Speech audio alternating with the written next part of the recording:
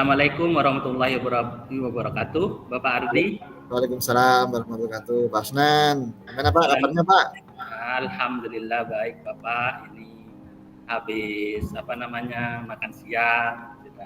Ya alhamdulillah kenyang. Selamat siang Bapak Ardi. Oke, walaupun siang juga Pak, walaupun kita sumberannya Sumberjo, baru bisa ketemu.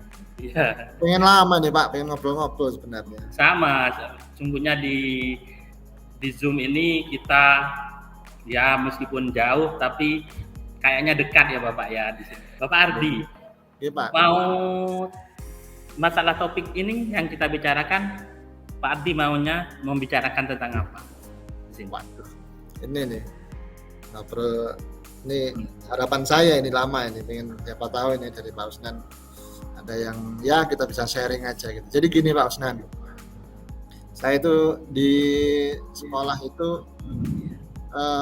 ya ini kita nggak bisa nutup mata ya, pasca pandemi itu permasalahan itu kan sebenarnya belum selesai. Artinya menjadi hal yang umum. Kita seakan-akan nih, apalagi kami yang di SMA nggih Pak nggih, itu kayak ngajar itu walaupun kelas 10, kelas 12 itu kayak siswa baru semua. Nah, konteks ini kami bermasalah pada karakter building Pak, pembentukan budaya baik untuk karakter anak. Nah, ini tujuan saya ngobrol gini, barangkali nih Pak Usnan ada sesuatu yang bisa di-sharingkan ini dari jenjang SD yang mungkin bisa kita ambil untuk jadi pelajaran dan solusi bagi kami, bahwa di kami ini untuk pembentukan karakter atau untuk budaya yang baik ini ternyata masih belum selesai nih, pandemi. Belum tuntas intinya ya Bapak. Belum tuntas nih Pak. Masalah komunikasi dengan guru, dengan orang tua, kemudian kesigapan anak-anak ketika dapat instruksi kami, ada program-program begitu, masih kesannya tuh lamban gitu. Belum hal yang lain itu. Dimulai dari awal intinya ya Bapak ya, penyesuaian diri ya. Setelah hampir 2 tahun, ya. Itu masa pandemi ya. Terus apa yang pengen didapat dari percakapan hari ini Bapak? Ini Pak, kira-kira kalau menurut jenengan nih Pak, pendekatan yang paling efektif dengan waktu yang tidak lama untuk pembentukan karakter anak ini kita mengawalinya itu dari mana ya Pak? Kalau misalnya ya terus terang pembicaraan saya dengan jenengan ini saya batasi di ini Pak, kayak budaya-budaya baik Pak, misalnya sholat. Apa namanya yang dikatakan anak itu dari permasalahan tadi kan tentang masih penyesuaian ya Pak ya. Okay. Penyesuaian terhadap apa namanya yang dikatakan ideal dan intinya itu seperti apa Bapak? Pembelajaran khusus kalau pembelajaran, kalau yang tadi kan masalah karakter building ya, khusus untuk pembelajaran kami juga agak penyesuaian anak juga cukup lamban. Contoh misalnya ketika pembelajaran di kelas, baik itu klasikal maupun di luar kelas gitu ya, ada outdoor learning dan sebagainya itu tadi Pak, kesannya masih lamban dan instruksi-instruksi kita ini masih harus kita ulang-ulang gitu. Ya kalau bahasa kita sederhananya nggak satset gitu Pak. Gitu. Mungkin gimana Pak? Mungkin di luar kelas itu Bapak mungkin ya lebih ke anak-anak. Pernah Pak, pernah kita ajak juga outdoor learning, kita ajak keluar. Memang lumayan Pak, lumayan. Jadi pendekatan kita lebih dekat dengan anak-anak, dan ketika kita ngobrol atau kita komunikasi di lain waktu pembelajaran selanjutnya begitu, karena sudah beberapa kali kita coba untuk outdoor learning, itu lebih enak memang Pak daripada di dalam terus di kelas begitu. Soalnya dalam waktu 2 tahun ini kan sudah sering ya di dalam atau di dalam ruangan di rumah lewat Zoom ya. Mungkin keluar ini ibarat kita ditaruh di suatu tempat, setelah itu dibuka tempatnya, itu bagaimana bahagianya kita gitu. Mungkin anak merasakan seperti itu juga Pak. Kalau kita nanti sekiranya anak-anak itu baik di luar, mungkin tidak ada salahnya ya Bapak Ardi ya, mungkin ya kita mengadakan pembelajaran di luar atau ya. Nah, ya, untuk idealnya seperti ini, kondisi yang dialami siswa Bapak Ardi di sini jika dikategorikan antara 1 sampai 10 ini posisinya pada nomor berapa Bapak untuk saat ini? Ya. Sebenarnya sudah 8 sih sudah sebenarnya Pak, 8. Cuman ibaratnya 8 ini perlu pemantapan lagi ya dibandingkan dengan sebelum pandemi memang. Jadi ya menarik tadi tuh Pak, 8 ini akan kami cobalah kita pertahankan paling tidak. Kita coba learning gitu ya Pak ya, belajar di luar sekali waktu begitu. Atau mungkin juga kalau kolaborasi dengan mapel yang lain kalau di SMA bisa juga Pak. Ya mungkin lebih keren gitu Bapak ya. Kolaborasi ini bisa mungkin Pak nggih. Iya, mungkin soalnya kan dari teman mungkin sudah teman itu mungkin ada teman baru kolaborasi dengan kelas lain bisa juga Bapak ya mungkin. Iya betul Pak.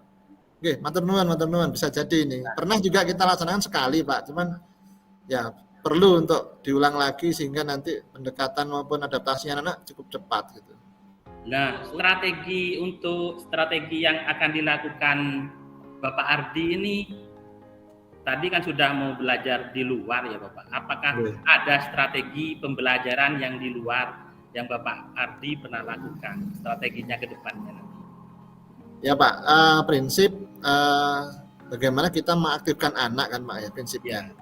Baik kalau misalnya di dalam ruangan kelas atau bahkan mungkin di luar kelas itu kan menjadi satu prioritas sehingga anak itu kan aktif Pak. Kita sebagai guru, sebagai fasilitator, sebagai ya kalau di SMA bisa dikatakan teman atau kita pengarah begitu untuk kegiatan-kegiatan pembelajaran ya rencana kedepannya yang pertama kita coba di rencana pembelajaran itu bisa lebih rapi lagi dan lebih menarik lagi. Kemudian penerjemahannya di kelas itu coba kita kolaborasi dengan teman mungkin dengan teman atau mata pelajaran yang lain atau serumpun begitu Pak, yang nantinya kegiatan itu menjadi bisa jadi kegiatan di luar sekali waktu, kemudian kita coba dan metodenya bisa jadi diskusi atau mungkin metode saintifik atau discovery gitu ke suatu tempat Bapak untuk studi banding atau apa meneliti apa gitu. Oke, bisa Pak. Bisa. Apakah sudah pernah dilakukan Bapak? Mungkin, pernah Pak sekali, pernah Pak sekali, cuman kalau tadi masukan jenengan untuk penguatan rencana ke depan bisa seperti itu lebih bagus memang Pak. Oke, bisa Pak. Oh iya, berarti sudah pernah ya Bapak ya kan?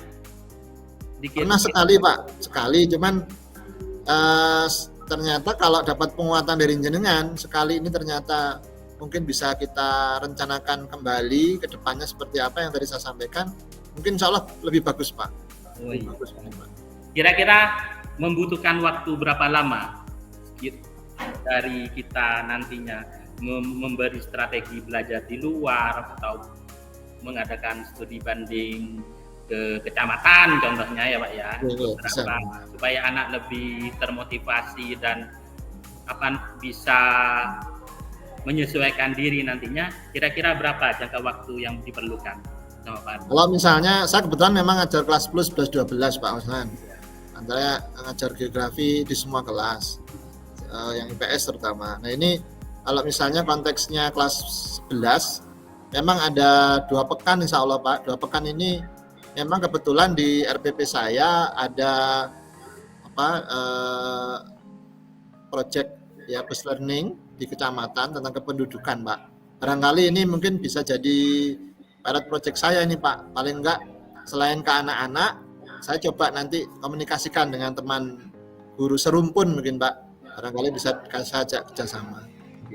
Oh iya Bapak Ardi, berarti Bapak Ardi ini termasuk ya hebat ya. Jadi intinya kita harus berkolaborasi. Bagaimanapun, apapun kita tidak bisa melakukan hal-hal itu sendirian ya Bapak. Perlu dukungan dari kepala sekolah, teman sejawat dan sebagainya. Untuk komitmennya Bapak, untuk tindak lanjutnya, bagaimana tindak lanjutnya ke depan dengan strategi yang sudah Bapak bisa rencanakan hari ini? Oke. Kalau tindak lanjut yang pertama kalau dirasa program ini bagus di sekolah, pastinya saya akan minta dukungan Pak dari pimpinan, dari kepala sekolah. Kemudian minta dukungan juga dari teman-teman guru, terutama yang serumpun, mapel serumpun Pak. Sehingga nantinya bisa kita arahkan waktu, kita rencanakan waktunya, sehingga harapannya bisa satu sistem yang positif gitu, yang bisa kita laksanakan bersama. Kedepannya seperti itu Pak. Ya matur nuwun. Pak Usnan agak sedikit nge-lag Pak. Monggo Pak.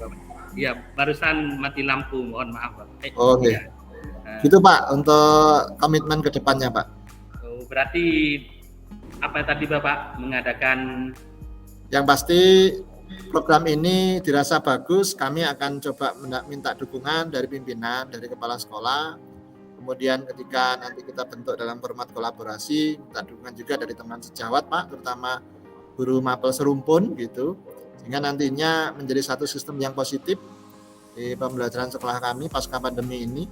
Sehingga harapannya yang tadi permasalahan awal kami sampaikan ke Pak Usnan sudah ada solusinya. Ternyata sudah waktu yang memisahkan kita ya Bapak ya.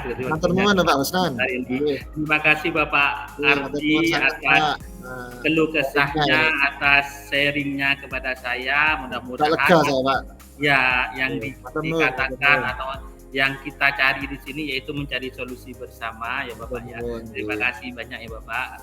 Assalamualaikum Bapak Ardi. Waalaikumsalam warahmatullahi wabarakatuh. Terima kasih Pak Usnan. Waalaikumsalam warahmatullahi wabarakatuh.